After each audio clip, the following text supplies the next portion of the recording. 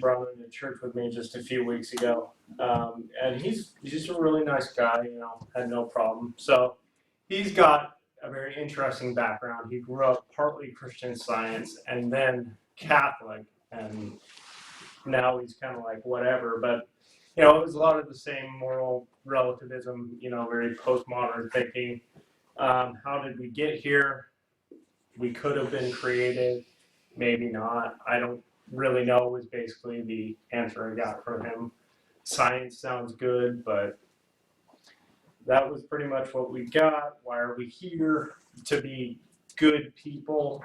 And, I asked him what defines good, and he said, well, don't murder, don't steal, kind of very typical answers. I asked him about morality, and he basically said, well, outside of a few absolute truths, don't steal, don't hurt people, don't murder.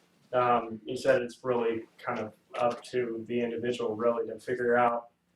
And then when I asked him about destiny, he just basically said, I don't know, there could be God, but, he told me, he said, from my standpoint, he told me he's like, as far as I'm concerned, I'm kind of agnostic about that because I just have no idea. So that's kind of it. Very, very standard. Didn't really have a solid answer to give me, so I had to sit on my tongue and not say.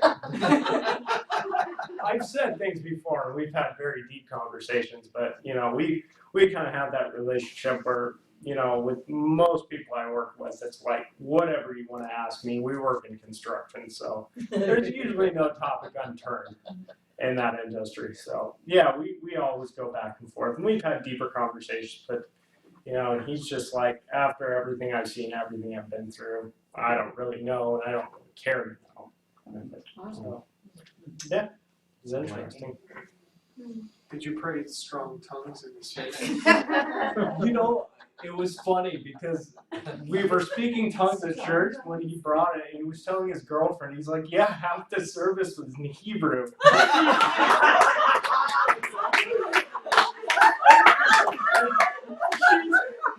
She grew up in the church. She said, like, no, honey, they were speaking in tongues, but he's like, yeah, I just assumed, like, you guys do Hebrew, so that was the guy that came to church with me, yeah. But you know what? It's funny because over Easter, he went to the church that his girlfriend grew up in, and it's very mainline denominational. But he actually came and told me, he's like, yeah, I like your church way better. I was like, well, why is that? I'd assumed that he was just going to be freaked out the entire time. Like, I gave him full disclosure. Like, I made sure there were no surprises that I didn't tell him about. Except for Hebrew. Yeah. So, yeah. But he's like, I like your church way more. He's like, the people are way more supportive there. He's like, the other church, it really scared me. And I'm like, it's like mainline denomination. He's like, yeah, they're just drones. They just kind of believe whatever they hear. At least the people you go to church with think for themselves. I was like, well, cool. That's great. That's Good feedback. Yeah. Yeah, we don't like Got those some other good churches. feedback, right? That's what I'm talking about. They don't speak Hebrew. Yeah. They don't speak Hebrew. And we're gonna sound like we were all speaking the same language. That's what's cracking me up. Apparently, yeah.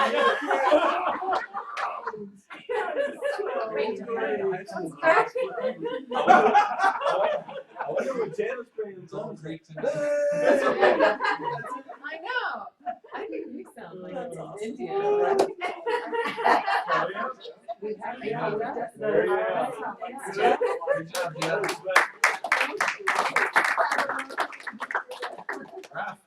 It's me.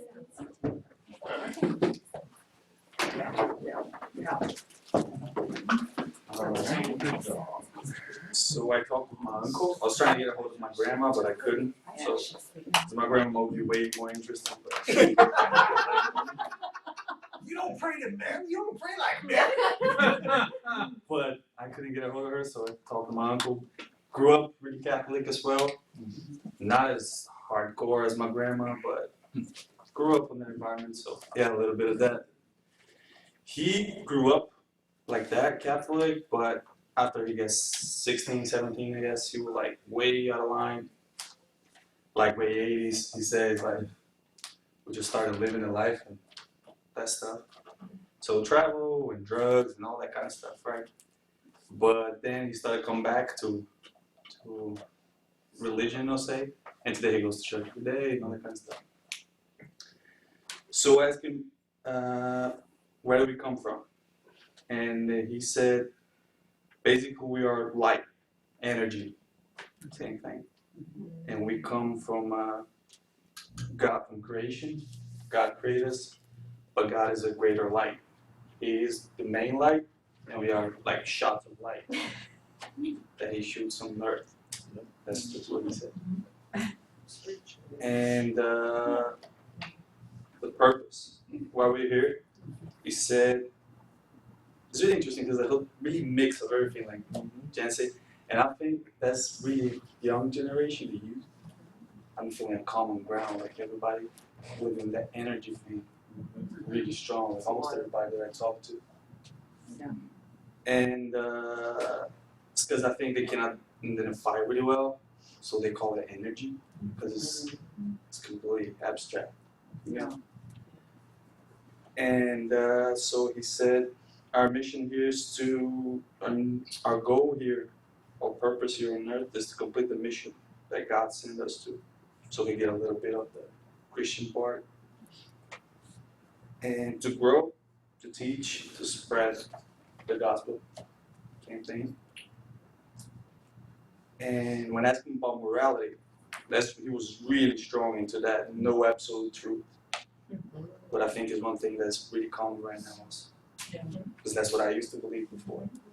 There's no absolute truth besides murder. Everything that you do negative that goes against love and good things and positivity, it's wrong. But pretty much when you're following the path of love, of positivity, of spreading good things, there is no truth about it. So everybody shares the same values. There's no truth. It's changeable. Each one has their own, and there's no right and wrong on that. And morality, the definition of like right and wrong in actions in life, they come from our conscious.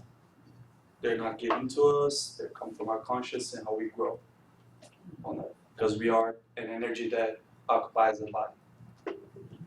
That's what he said. Destiny, what happens after death? What happens after that, we leave the body and we go back to the main light, and it's going to have a judgment day. That's the thing.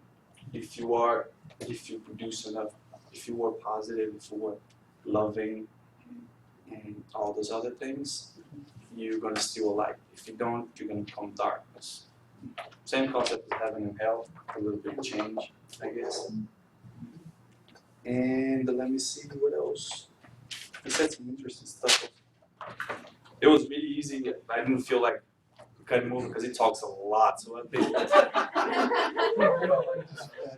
I would just ask the question and he would just go, and I'll try to get to the second question. More stuff to do. I was like, okay, the second. I was like, oh. I was like, okay, I got the second. It took me like over an hour to get full questions.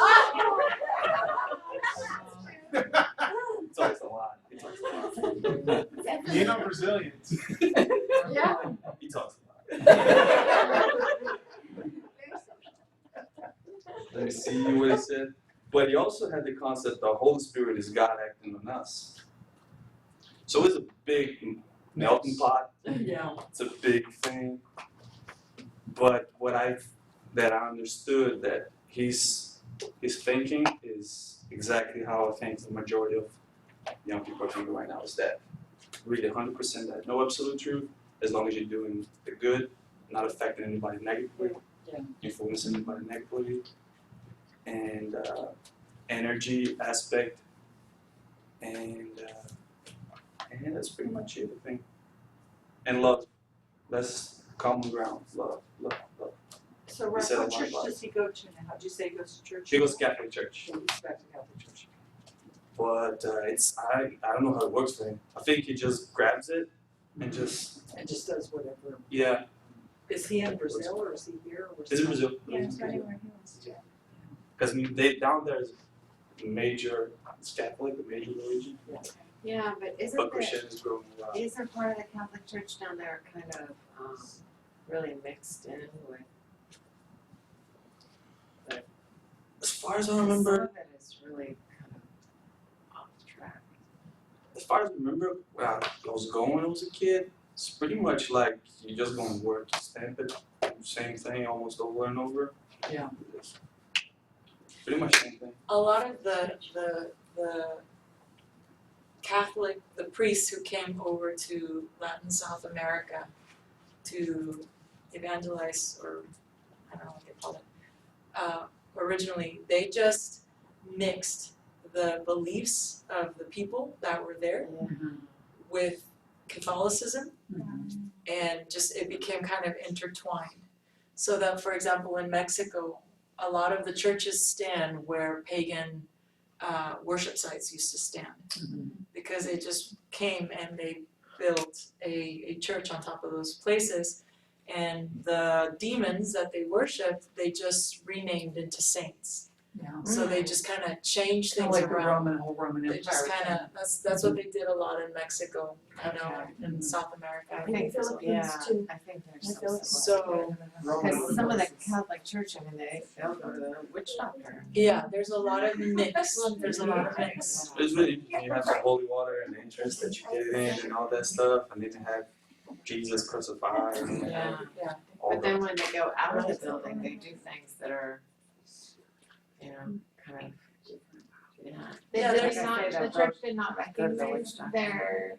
them as demons, They just switched it. Like they said, we're not, because they tried to remove it and there was resistance. So they just said, well, we're not going to remove it. We're just going to place it on top and give it a new name.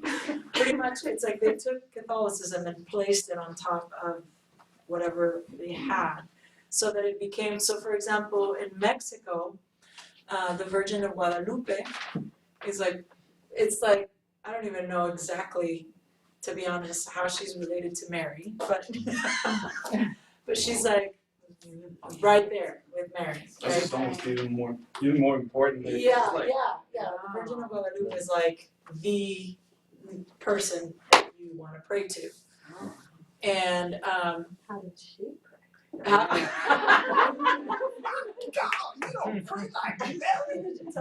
should. Like Guadalupe.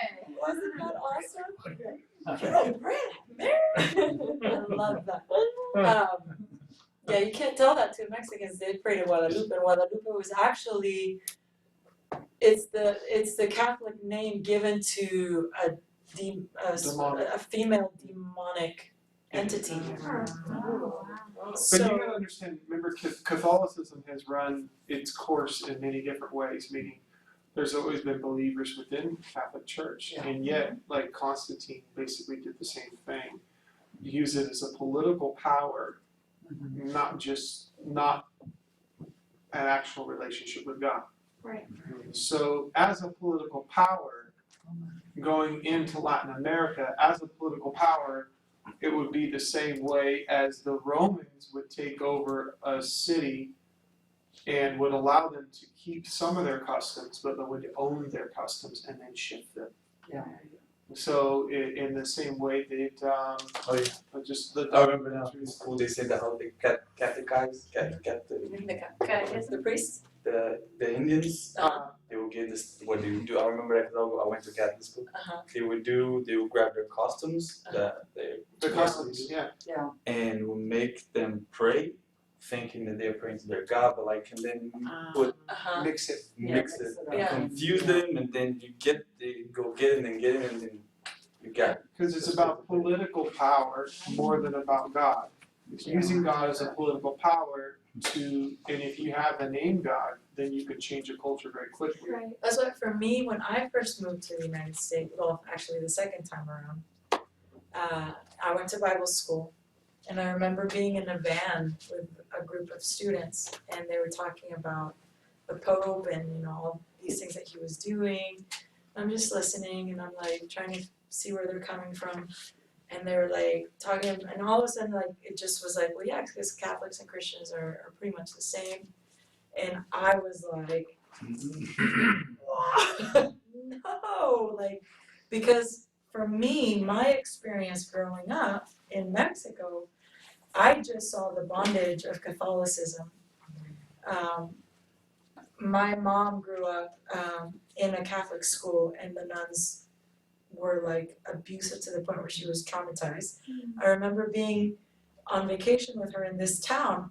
She was like going around, and she's like her face changed. She's like, oh, that's Mother so and so from the school, and like she didn't know what to do. Like, should I say hi? Should I, like, all of a sudden it's like, here's my mom who's not like that at all, and just she was brought back to, like, you know, this abusive woman that was standing that, you know, and so all of those things marked inside of me, you know, this understanding of what Catholicism did. When the Pope would come visit, people would stand for hours, and people would like faint because they were dehydrated, and people would crawl on their knees and have bloody knees and like beat their backs and do all kind of crazy things to gain favor with the Pope. And like it was like everything shut down because the Pope was there, and it was like, you know, just all these rituals and all these things that I saw, and the way that, you know, the Catholic Church was in charge of the celebration of the Day of the Dead,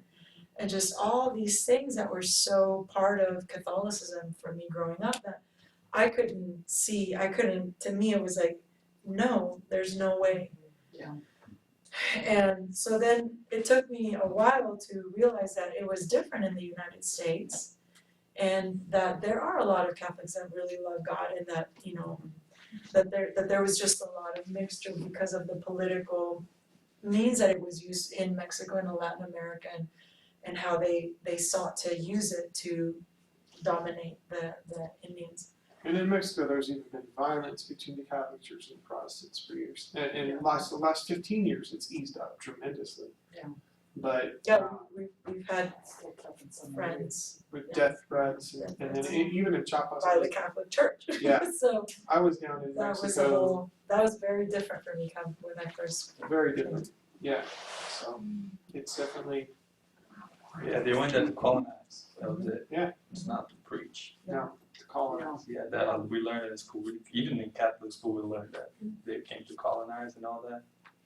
Have you ever seen the movie is it The Mission? Oh, Yeah. Have you seen the movie The Mission? Probably I do, but I don't know the title in English. It's so good. Mission. So good. It's a portrayal of that conflict within Catholicism itself, because some of the priests were there really to love on and evangelize. The Jesuits. They were the Jesuit priests, and then you had the priests who were there for the power and who were there just for political, and the main story of one of them who gets transformed Yeah. by love, and what he ends up, it's just such a powerful story. Thank you, love.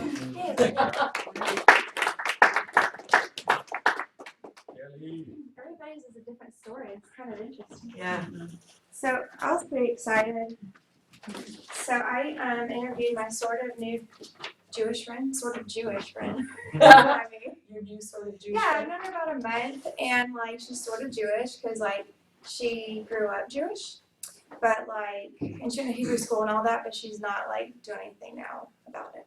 So I saw her and I was like, oh, I'm so glad you're here. You know, I have something to ask you. And she was like, and she knows I go to this school. And she said, do you have to interview somebody from a different faith? I said, I do.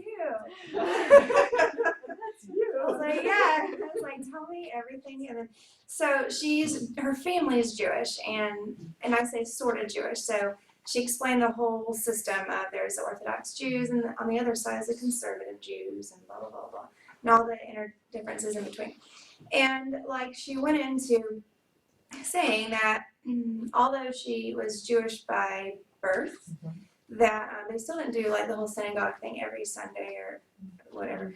But she had to go to Catholic school because that was like the good school in the area to go to. So she has like this big fat mix of like, you know, growing up, learning all these principles of Catholicism while understanding that, but we're Jews and blah, blah, blah, you know. So anyway, I said, great, I have some questions for you, but you're going to have very interesting answers. So I said, what's our purpose? Why are we here? And she said, well, we came here because of chance. Life just happened to happen.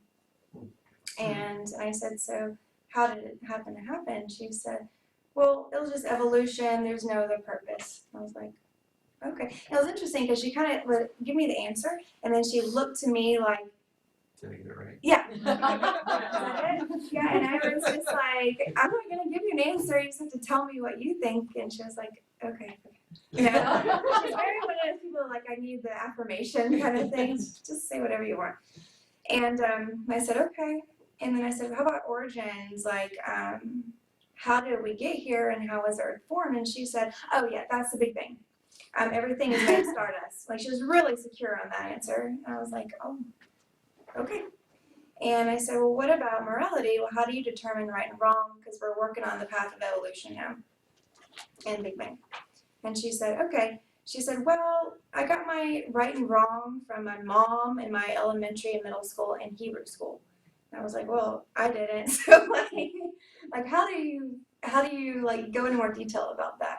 And she said, well, you know, I had respect for the teachers that I had that gave me like a positive effect, and they helped me with logical reasoning and the morality from past experience. Like if somebody treated me bad, I know, and I felt bad, I know that I wouldn't want to do that to somebody else. So I learned morality self-training, because that's what she was saying. And I was like, okay.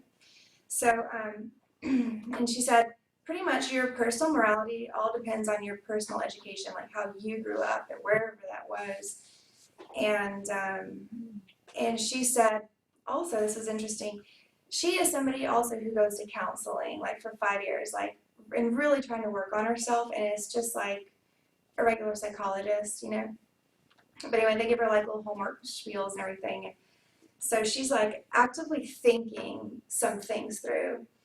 And I was like, well, what do you mean if it all depends on your education and how I want to be treated, maybe you don't know how I want to be treated because I had a different education if we met each other. Yeah. And she said, well, I basically project what I think you want and hope I get it right. And I was like, well, that seems like really exhausting. And she's like, I am burned out at the end of every day. Wow. Yeah. And I was like, oh, yeah, I see that. And I asked her about destiny. I said, what happens after death? Is life eternal or is the earth eternal? And she said, well, I do believe in reincarnation, but I don't have a complete view of it. I do believe in ghosts. Something does happen after life, but I'm not sure what. And so I was like, and she also admitted, she said, you know, wow, I really wish I had answers for these questions. Like, I really should think about this because I'd really like to have some answers, but I really just don't know. And I said, so are you like okay with not having answers? And she was like, yeah, I mean, I'm okay with it. You know, I'm okay with having unexplained answers because it's like my personal thing. Like, you know, it's not like something somebody needs from me, you know what I mean? And so, I mean, we only could get so far with it, obviously. This is the fun part after this, is that, so I was like, ghost stories, I love ghost stories, tell me some of yours. And she said, oh yeah, I've had so many ghost story experiences, and I was like, what you got? And so she was telling me like these stories that happened in her old house in Maryland and her new house with her parents in Arizona growing up. And she was like, it's interesting, they're always in the house and they do this and this, and we've all seen the same man. I mean, really descriptive things. And I was like, wow, this is cool. At this point, I had dropped off all these kind of questions, you know. And I'm just like walking through this ghost story experience with her. And I was like, so where do you think they come from? And she was just like, I don't know, but there's definitely a source. And I was like, well, have you done anything with it? You know, trying to like see what she's ventured into in her life. She was like, no, you can open a door that like, you know, you don't need to be opening. And I was just like, well, where did the door come from? You know? Like, where did you find it? And she's just like, I don't know. But it's there is all I do know. And I was like, coming from this, like her true experiences don't have her questions. Yes, we all know that. So anyway, and knowing that, that's neither here nor there. It's not going to help me talk to her about her personal experience. But no sooner did we finish these fun conversations about these ghost stories that didn't terrify her, because she learned to like live with these ghosts in the house. She's like, well, they don't bother us, these ones. So we don't really tell it to go, you know. And I shared like a really quick story about like Raph and I, when we moved into our place in PV, I was like, something was totally in our house, you know. And I was like, and I hunted it down, I found it hidden in the closet, and I was like, got that out of there. But she was like, oh, I'm glad you got it out. And I was just like, why don't you get yours out? And she was like I said, it doesn't really bother me. Like, he doesn't do anything bad. But I mean, she even said like it watched her mom take a shower. Do you know what I mean? And I was like, why would you want that there? Oh my goodness. Well, we finished talking, and we're just like, so the conversation comes to a halt, and we're just like, and we hear this boom, boom. The lid on the trash can flies off. And I said, let's think about this for a minute. What do you think just happened? What do you think? And this is not in my house, by the way. And I was like, what is this from? She was just like, something's in here. And I was like, what do you think it is? Anyways, we kind of left it with that. She was just like, I don't know, but you know, let's move to a different location. So it's kind of interesting walking through that with her. And she's 24, so she's like in a kind of quarter life crisis right now with like her career, trying to figure out what she wants to do. So she's got that going on with now the, you know, maybe I stirred up some other questions. She's like, crap, you know, ruined my life. And I don't have like any foundation to stand up.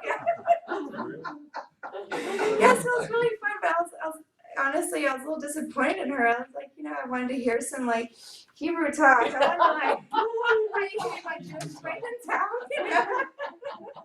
She had nothing for me. Yeah. Rather in church, we speak Hebrew. Yeah. Yeah.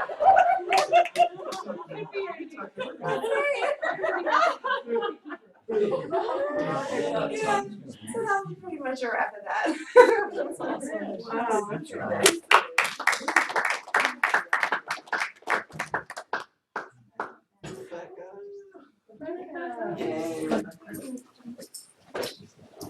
So I was asking God and praying, I'm like, maybe I'll meet somebody today getting my oil changed, and he had actually set me up for this with one of my students. I was like, oh, perfect. Like, one of the things you're not supposed to talk about in the school, like, don't talk about religion. I'm like, he started it. So I'm like, all right, fine. He's reading all about like the Holocaust, and I've had this same student since like middle school, and he's now a sophomore in high school. And just like a little backstory on him, he was adopted from India. And his parents are also, or his adopted parents are Indian, and they're like super scientists and mathematicians, and like that's just the way they think. And so like for the past year, maybe almost 2 years, he's been going through Catholic CCD classes. And so every once in a while, he'll ask me questions. So what does your church do, or what did you do this weekend? And he's just really grown, just linguistically, like that's what I work on. And so I started asking him, going through the questions, just trying to see like where he was at. And of course, being a literal thinker, when I asked him, you're like, where do we come from? He's like, well, I come from my parents. Like, all right, so like, what do you think? A little bit bigger than that, like, you know, is there God? He's like, yeah, there's a God. So I wasn't really able to get like a concrete answer out of him, being an adolescent in high school and not really sure anyway. So then I was asking him, like, why are we here? And again, he's like, well, like to do good or to be good or be nice. I'm like, okay, so your Catholic teaching really hasn't set in yet, and he's going through the classes. And I tried asking about like morality and destiny. He was still stuck on the topic of like being good, and we just finished talking about the Holocaust and do you go to heaven or do you go to hell? And he was really stuck on the topic. And I know the assignment wasn't to engage, but that's what he wanted to do. And I was like, all right, well, I'm just gonna go there. And just talking, I tried asking him like, so what do you think gets you to heaven? And he really didn't have an answer. And so he kept asking me. And I'm like, well, I don't really want to give you like my answer. I wanted to lead him. So I tried a couple approaches and just explaining, it's not about doing good things. It's about a relationship. And he was getting bits and pieces of it, but he didn't really seem to have like a grid for it. It seemed like he was just doing what he needed to do. So really wasn't able to get to the final question because he was just really wanting to have more dialogue and kind of like your friend wanting assurance. He was just kind of always like just checking in and not certain. He was like, but what do you think? I'm like, well, I was asking you these questions and not really me. So I'm sure I'll pick back up the topic again because I see him all the time and I'll continue to track with him. But it's definitely interesting just to see. I'm like, okay, so you're doing these things, but it really hasn't hit him at a heart level in terms of owning any of it or even asking these questions of himself and the worldviews that he's being exposed to in school. Maybe he will ask in catechism class now. You know what I mean? Maybe you start something up and he will ask the bigger questions. Possibly. Come on. Thank you.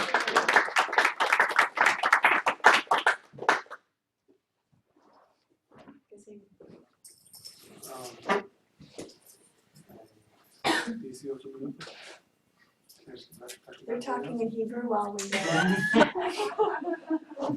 So, No hay más. Sí. Cualquier. Tú quieres.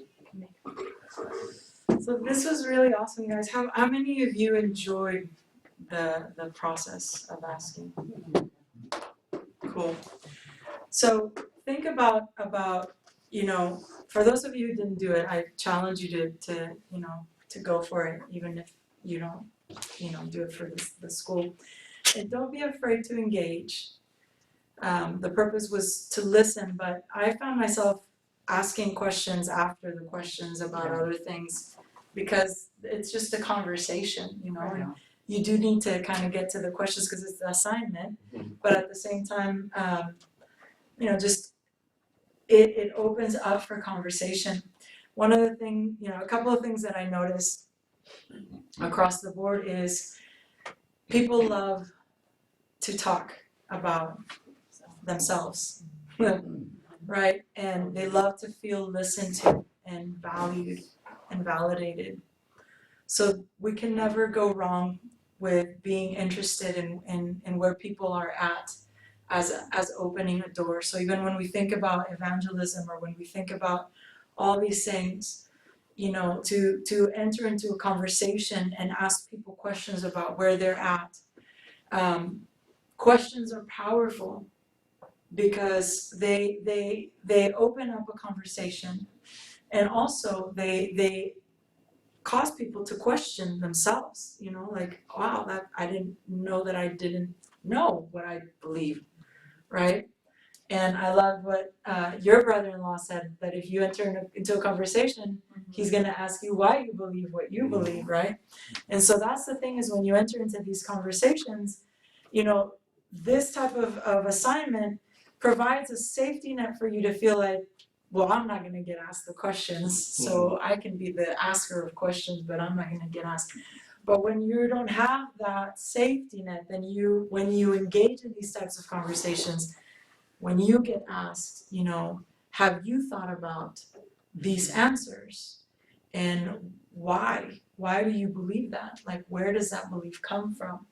I know that, and I've shared this story before, but I know that for me, one of the other things that I heard is so much mixture from everybody. I don't think I heard one concrete. I think the most was the Mormon, and even there was mixture, but that mixture is logical within the framework of Mormonism because they come from Christianity, so it's not in conflict per se. But a lot of the other ones just seem like, again, we talked about how postmodernism, I don't know if you remember the example that we read from Robbie coming into this space where they were showing off this postmodern building with stairs that went nowhere and columns that were, topsy-turvy, and after showing it off and talking about how great this was, an ode to postmodernism, he's like, is the foundation built the same way, right? And how postmodernism has the advantage of going to all these things and thinking all these ways and refuting all these things because it has a foundation. It's like I hear the foundations of Christianity in all of the responses. Yes. Like that comes from Christian thought.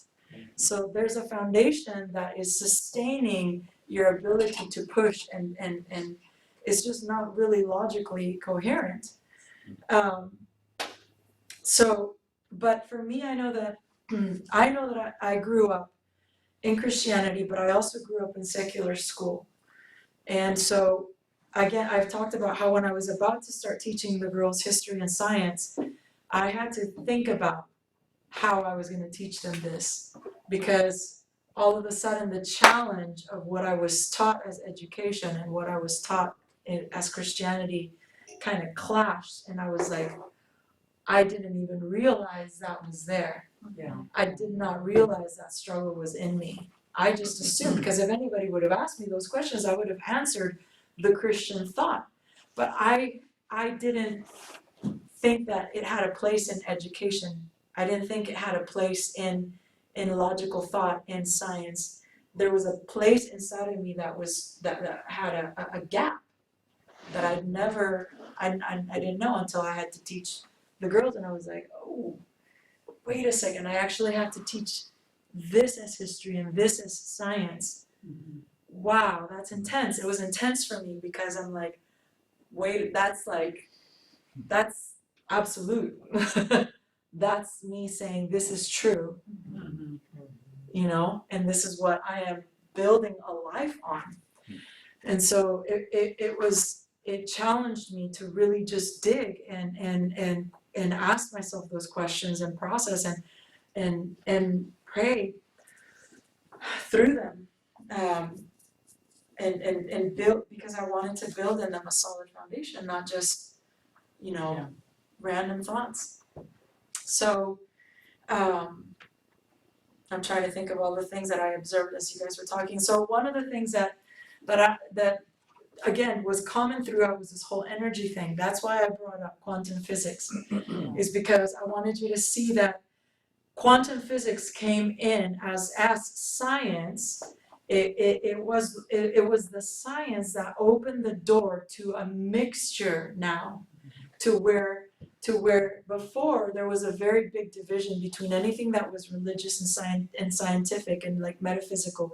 There was not a lot of ability to mix those things. Quantum physics comes into the scene and it begins to mix these ideas. And a lot of the energy thought is because what you learn about energy is that energy can either be destroyed or created. So because everything is energy according to quantum physics, then we're energy. That is the valid thought, right? And so in Christian thought, we believe that there was a God who created. So we believe that God created energy. Mm-hmm. We believe that it comes from the spirit world. We believe that God created everything that is visible, everything that is on earth, everything that we can see, right? So, but processing through that with a person who doesn't believe in God is tricky and is challenging. So you have to know where the dots link up and how you're thinking through these things when you're talking to these people.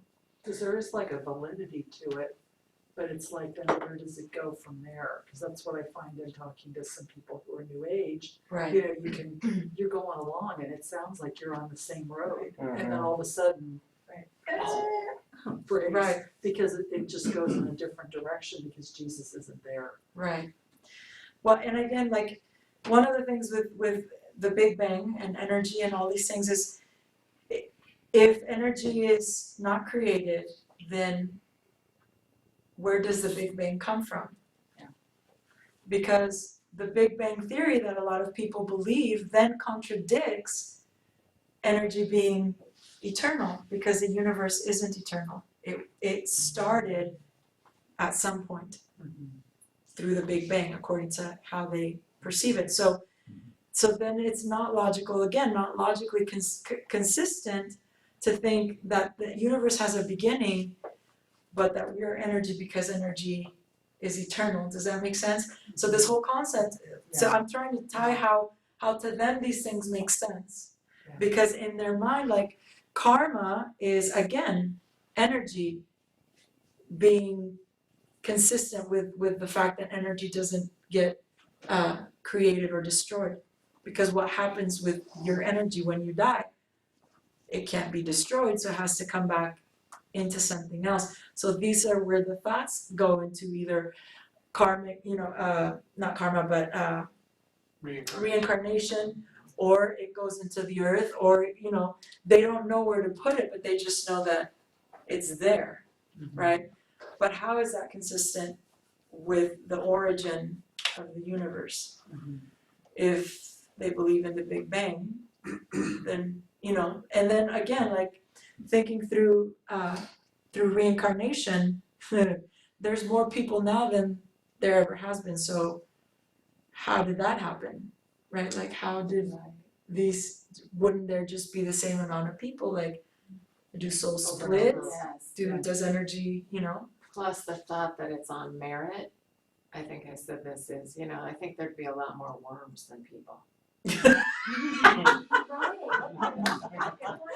Well, there just might be, I don't know. Well, I think they could get plagued, There might be fewer. The population would be decreasing and the amoeba population would be increasing. Well, there's a lot of Right. rats and cockroaches in New York City. But the population is still The population, exploding. right, the population is still large. Right. It's exploding. So good job, guys. Thank you for. That was great.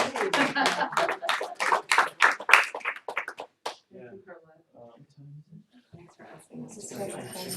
I just want to say I'm very proud of you guys, what you guys did up there. You guys spoke with confidence, you spoke as leaders, just the way you made eye contact. You guys didn't really read verbatim off your notes. You guys were just engaged. So really proud of you guys for stepping up and doing that. The homework assignment for this week is for those who have not done their interview to complete their interview with somebody that's are not a Christian. So the rest of you need to complete that. And then there's going to be no reading this week. We want everyone to be praying and fasting for Tracy and Natalie coming in and the whole Freedom Encounter and him coming in to teach Tuesday and Wednesday night next week. And then the Freedom Encounter Thursday, Friday, and Saturday. So we really want to press in for that with prayer and fasting. So that is the homework assignment. The other thing is for those that did finish their interviews, and then those that are going to be doing their interviews, we want you to email us your interviews and their answers. So we want to collect that and have that in file. So it's really good information, and it's very helpful, and it'll increase our teaching. And so that's it. So make sure you're also praying into the Cabo trip. Yeah. Because any dreams you get, visions that you get that prepare us to go down, whether you come or not, just be praying into it. Start praying now. So I know that we're giving a lot for you guys to be praying into, but there's intercession changes everything. So if I know for the Freedom Encounter, ask God what to fast, and it could be just something very simple, but it would be good. I'm encouraging you. It's not mandatory, but I encourage you to fast for yourself and for the atmosphere. And I think if you do that, there's going to be some things. It changes things. It matters if you fast, is what I'm saying. And then if you understand, like, there's ownership of an atmosphere that happens when you've done the prep in prayer, where you can start like that. Tracy, I was talking to him today, just hey, you know, we're gonna have the keyboard in case you wanted it, this and that. Do you want one song? Because we had talked about just you guys up and running, and he said, you know, if you want to do an opening song, that's fine. We'll flow with whatever you guys want, but we usually just start right at 7 and we hit the ground running immediately. No worship, we just go right into the word. I'm like, come on, let's do it. Yeah.